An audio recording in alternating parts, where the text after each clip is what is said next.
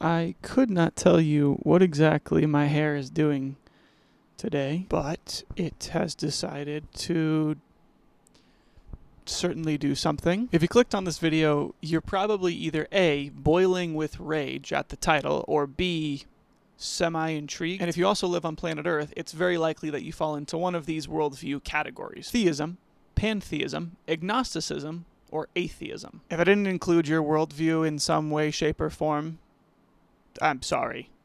Please don't come after me in the comments. Just let me know what it is down below, and I will apologize to you in the comments again. Currently, the two most prominent worldviews are theism and atheism. So that's what I'm going to focus on for this video today. Most people would very quickly agree that theism requires some level of faith, if not a lot of faith, but most people don't consider the level of faith required to be an atheist. The big picture that I'm going to unpack here is, if you're an atheist, I actually believe you have less evidence on your side to support your worldview. And I think when it comes to being a theist, there's drastically more evidence supporting than denying. But before we move on, I'm going to give you the rundown on the source I'm using to actually make this video. I'm going to be coming directly from this book right here, I Don't Have Enough Faith to Be an Atheist by Frank Turek and Norman Geisler. My goal actually is to teach 100% through this book, chapter by chapter. And so for this first video, I'm coming like from the introduction is what I'm teaching on, like the first half of the introduction. So all that to say, if you want to follow along, if you want to join me as I teach through this book and you learn practical application of this book,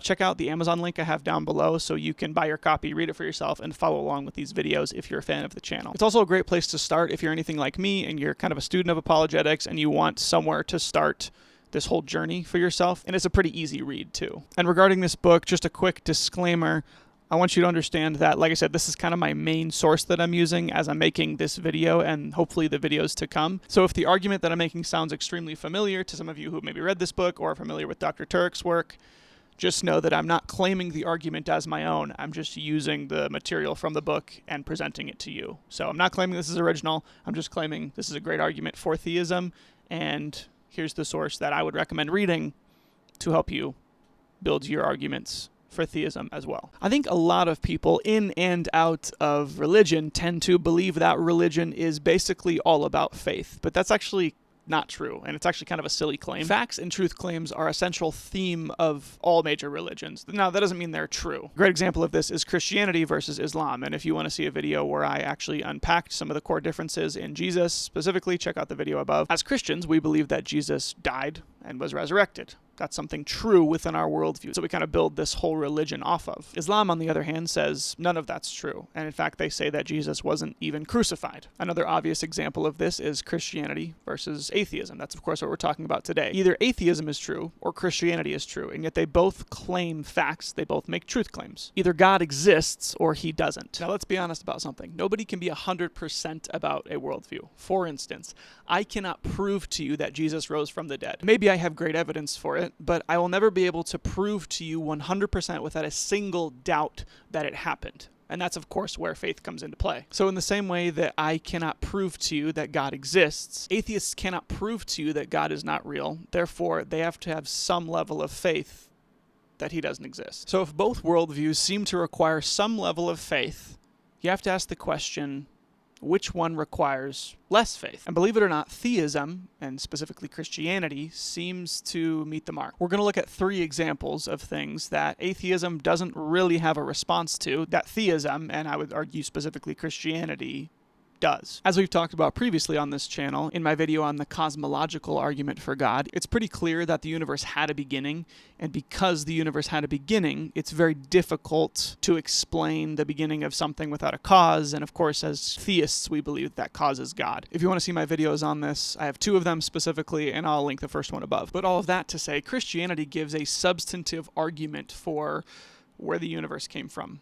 Atheism, and I would even argue agnosticism, does not really do that. It just says, well, the universe had a beginning, but we don't know how to explain it. We don't know where it started. We don't even know if it had a beginning. I actually have encountered a lot of people in the comment section who think the universe is infinite. And that reminds me, if you disagree with me or you want to dialogue in the comments, comment down below. The second example that I'm going to bring here is the fact that the simplest life form that exists out there contains the information equivalent to 1,000 encyclopedias. For Christians, this is no problem for us. We believe in a God that can create deeply detailed, intricate life forms. For atheists, they just have to believe that life is an accident. And it doesn't matter how much information DNA code may contain, it all essentially just means nothing. Atheists essentially have to ask the question, why was this life form made with such a detailed genetic code, and how could it have even been made that way in the first place? And the third example is fulfilled prophecy. The Old Testament is filled with tons of prophecies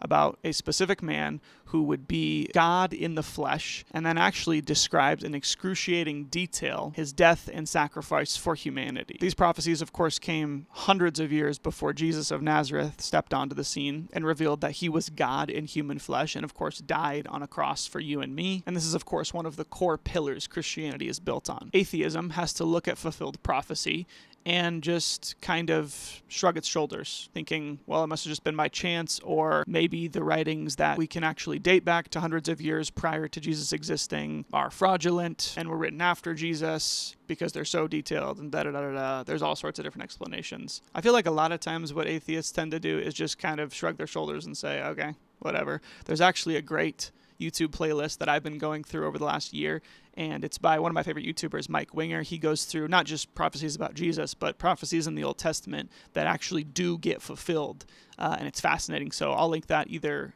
above or down in the description below. Now, I understand that I'm massively oversimplifying like all of these topics, and no matter where you are in your worldview, you're probably thinking, whoa, that required so much more explanation. And to be honest with you, the goal of this video was to give you kind of an overview of just some quick things that maybe will help your faith as a Christian, or if you're a skeptic, maybe just give you some things to consider before you decide that Christianity isn't to be trusted. And in the future, I plan on digging into all of these topics deeper, and so stick around for that. Once again, if you want to study apologetics alongside me and continue to learn, continue to grow, continue to develop our faiths together, be sure to pick up your copy of I Don't Have Enough Faith to Be an Atheist in the comments. I also have some Bibles down there. If you're a brand new Christian, I have my Bible recommendations that you can also pick up if you're wanting to study and grow more in your faith. In the meantime, check out my video series on atheism somewhere over here, or if that doesn't really interest you right now, YouTube is recommending a specific video just for you and your interests over on the other side of the screen. Thanks so much for sticking around to the end. I'll see you next time.